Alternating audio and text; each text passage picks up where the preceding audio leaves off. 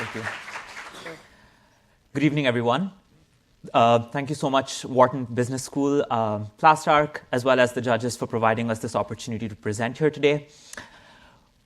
Remote work and teleworking is something that North America and the globe has been facing ever since the global COVID-19 pandemic, and it's just been accelerated since then.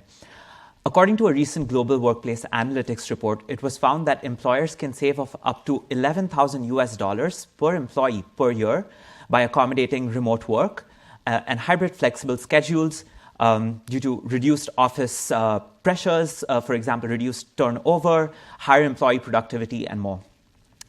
So today, we'll be walking you through a quick introduction of the case, following it up with the methodologies and insights we've used to analyze the data, following it up with a few recommendations, and then a few considerations for these results. So just to quickly walk you through us, my wonderful colleagues Ananya, Shah, Pallavi, Janiani, Anway, Agte, and myself, Aasim, we're all graduate students at New York University, currently pursuing industrial and organizational psychology, as well as computer science. So what did we do? We had a data set that really helped us understand whether uniform policies or more individualized policies were required to address the various self-report needs that were indicated by employees on self-report data that was provided to us by PLASTARC to help design workplace experiences, keeping in mind employee workplace preferences as well as employee productivity reported in those workplaces. Just before we dive into the data, we wanted to provide you a quick snapshot of the case demographics that we had. We had data from 5 organizations which sampled over 1,000 employees across the organizations. As you can see in the bar graph, it really breaks down the different departments and job families that we had in the survey, with a representation from finance and engineering department being the highest. We also will follow that up with the stats that we really wanted to shine the spotlight on. Prior to the COVID-19 pandemic, less than 1 day was spent teleworking by this sample. As you can see, the data was collected during 2020, 2021, and 2023, and we saw that gradually there was an employee preference in approximately 3 days that they wanted to work from home. Also, a key fact is that most of these employees that did report on the survey indicated that 30% of them indicated some form of remote working prior to the pandemic as well, showing a great appetite for remote working. With that, I'll pass it on to my colleague, Pallavi. Awesome. So then to talk about some of our methodologies. So we, as Aasim said, had data from 5 employee self-report surveys, and our challenge was to first understand what missing values are, what are the common questions and metrics asked across these surveys. So in order to tackle our missing values, we first identified what the true missing values are from any 0 responses. And then as we were looking at the questions, we decided to remove 2 organizations from our analysis. They both had very limited number of questions with the rest of the surveys, and there was also a high skew in responses for one of them. Once we identified individual questions, we then combined them into composite scores that told us about factors that influence both workplace preference as well as employee productivity levels. And then we did any necessary recoding into numeric values that would supplement our analysis. Finally, we had access to departmental data, but we laddered that up to broader job families so that we could make a more practical recommendation.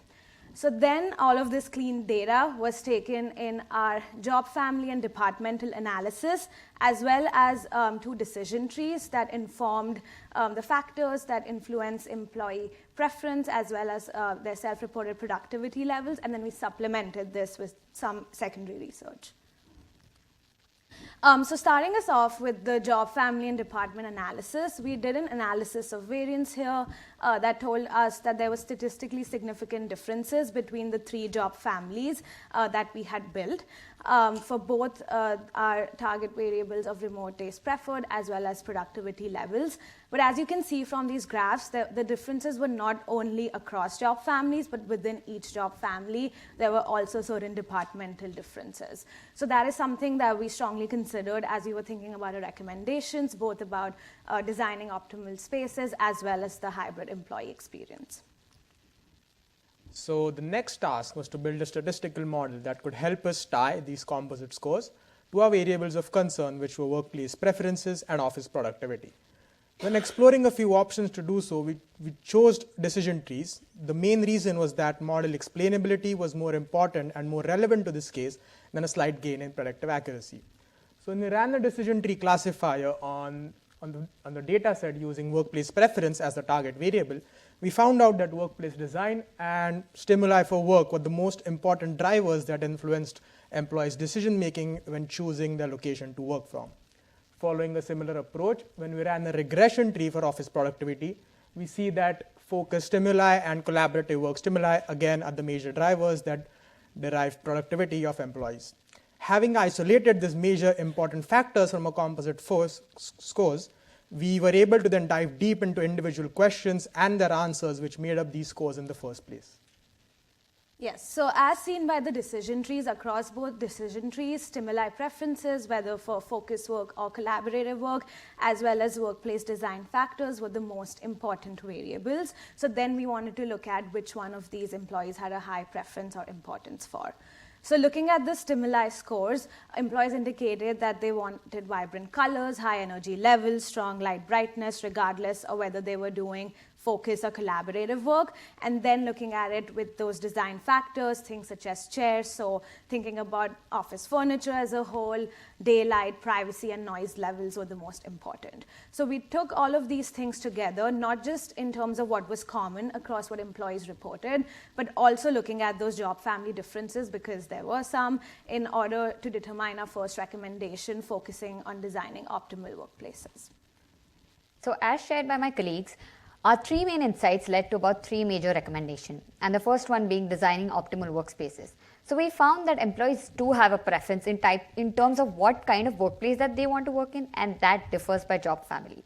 So as you see here in the images, which are by the way generated using Gen AI, we found that, for example, business ops roles do have a preference for a high vibrant space compared to a customer service role, which have a preference for a lesser vibrant space.